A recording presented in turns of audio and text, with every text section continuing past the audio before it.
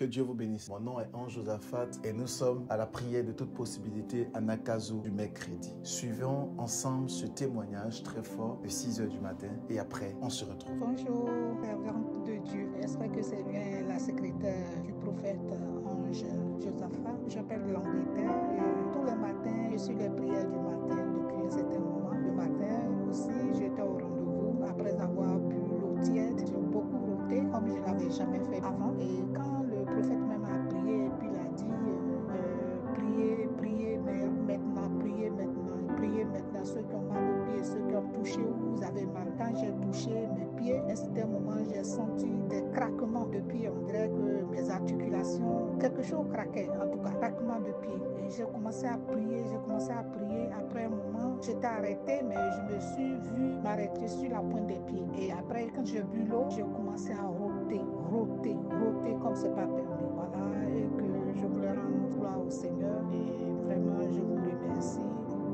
Les hommes de Dieu, le prophète, la secrétaire, vous qui ne dormez pas comme Dieu. Et je remercie le Seigneur pour tout ce miracle. Et puis vraiment, vous aussi, je vous remercie infiniment à travers ce Seigneur qui nous bénit chaque jour. Oui, merci Seigneur, oui, merci Seigneur. Shalom, quel témoignage simplement surnaturel extraordinaire. Nous bénissons Dieu pour ces témoignages. Excellent enfant de Dieu, comme nous le disons toujours, il est très important de rendre témoignage pour la gloire de Dieu, afin de consolider notre témoignage et afin de donner la gloire à Jésus-Christ. Alors je vous invite à rendre témoignage des miracles de guérison, des signes et des prodiges que Dieu arrive à manifester au travers de son serviteur et au travers de l'émission Nakazo. Vous savez très bien que notre devise, notre slogan, c'est la prière le matin, le midi, le soir. La méditation le matin, le midi et également le soir. Nous sommes dans notre grand séminaire sur Matthieu chapitre 13 et nous sommes en train de chercher à comprendre la parabole du semeur. Qu'est-ce que Dieu veut que nous puissions faire pour pouvoir récolter en abondance? Et Dieu nous donne une parabole qu'on appelle la parabole du semeur afin que nous puissions comprendre des choses surnaturelles et exceptionnelles. Ce matin, nous sommes dans Matthieu chapitre 13, mais le verset 22. Je lis. Celui qui a reçu la sémence parmi les ronces, c'est celui qui entend la parole, mais les préoccupations de ce monde et l'attrait trompeur des richesses l'étouffent cette parole et la rendent tueuse. Amen. Nous sommes dans Matthieu chapitre 13 à partir de son verset 22. Jésus-Christ donne une parabole et Jésus-Christ dit clairement que lorsque cet homme s'est levé pour aller s'aimer, il a sémé, mais il a sémé parmi les ronces. Amen. Et lorsqu'il a sémé parmi les ronces, cela n'a pas produit. Et plus tard, il donne l'explication et il dit que les ronces sont le symbole des personnes qui reçoivent la parole de Dieu, mais à cause du fait qu'ils se soucient de l'attrait trompeur des richesses, cette sémence est étouffée et cette semence est infructueuse. Beaucoup d'enfants de Dieu voient leur vie complètement détruite, complètement paralysée parce que simplement ils ont les yeux et les regards fixés sur les richesses de ce monde.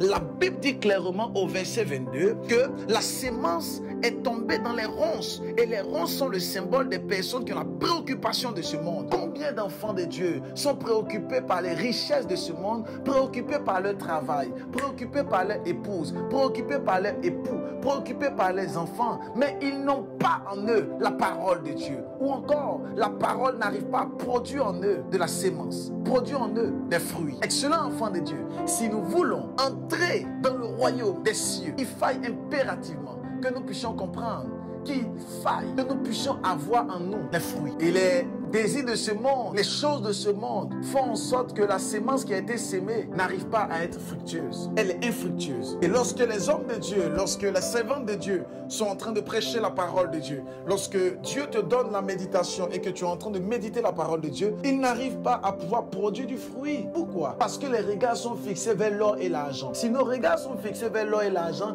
nous ne pourrons pas éclore et nous ne pourrons pas entrer pleinement dans les bénédictions que Dieu a prévues pour nous. Excellent enfant de Dieu, les yeux doivent être d'abord fixés sur la parole de Dieu. Nos yeux, nos regards doivent être fixés d'abord sur le roi des rois. Et quand nos yeux, nos regards sont fixés vers l'Éternel des armées, le Dieu sacré des Hébreux peut également ouvrir des portes au devant de nous. Il peut également faire des choses surnaturelles. La bénédiction, la grâce, c'est pas cela qu'on recherche premièrement. Ce que Dieu veut, on recherche premièrement d'abord sa parole. Et lorsque tu recherches sa parole, avoir en toi la parole de Dieu, ensuite les choses vont découler. On ne cherche pas d'abord d'abord les choses et ensuite la parole. Non, d'abord la parole de Dieu et ensuite la gloire peut nous localiser et la grâce va nous localiser. Pourquoi? Parce que chercher Dieu n'est que le résultat de la bénédiction. Ou encore, le résultat de la bénédiction, c'est chercher Dieu. Lorsque nous cherchons Dieu, lorsque nous sommes dans la présence de Dieu, la résultance, le résultat, c'est que nous serons bénis et nous serons dans la grâce. Regardez ce monsieur, il a reçu la parole de Dieu, verset 22. Mais le problème, c'est que les désirs de ce monde, ses regards sont fixés vers les belles voitures, ses regards sont fixés vers son époux, son épouse, ses regards sont fixés vers ses frères et ses sœurs. Et lorsque Dieu lui dit, c'est le temps de pouvoir passer à l'autre bord et qu'il fait que tu passes du temps dans ma parole, il en trouve une occasion de chute. La sémence est tombée dans les ronces. Et beaucoup d'enfants de Dieu au 21e siècle, en 2024, beaucoup de personnes, ils n'arrivent pas, ils ne pourront pas, parce que simplement, leurs regards sont fixés vers les biens matériels. La Bible dit quoi au verset 22, je le relis. La Bible dit que celui qui a reçu la sémence parmi les ronces est celui qui entend la parole, mais les préoccupations de ce monde la rendent infructueuse. Les préoccupations de ce monde. Nous sommes trop préoccupés par les choses de ce monde. Dû à cela, même les dimanches, tu ne vas pas dans la maison de Dieu. Même les dimanches, tu es au travail. Même les dimanches, tu te retrouves au travail. Or, l'Éternel t'appelle à pouvoir célébrer sa parole, gagner des âmes et sauver des vies. Mais les dimanches, tu te retrouves encore en train de travailler. Je prie pour toi aujourd'hui que l'Éternel, le Dieu vivant, le Dieu sacré des Hébreux, te délivre de ses pensées au nom de Jésus-Christ. Qu'il te délivre de ses pensées par la puissance du Saint-Esprit. Et pendant que nous sommes en train de prier, je vois dans mon esprit une catégorie de personnes qui sont enchaînées par leur travail. Ton travail te puise, il te bouffe et ça fait en sorte que tu n'arrives pas à vivre pleinement toutes les grâces et toute la gloire que l'Éternel a prévue pour toi. Au son de ma voix, je prie que tu sois détaché de ces chaînes de servitude par la puissance du Saint-Esprit. Je te détache des chaînes de la servitude par le feu de l'Éternel et j'ouvre les portes de ta bénédiction, j'ouvre les portes de ta grâce. Je prie que tu sois attaché à la parole de l'Éternel afin que cette parole puisse produire en toi des fruits au nom puissant de Jésus-Christ. Pendant que tu imposes la main là où tu as mal, j'aimerais déclarer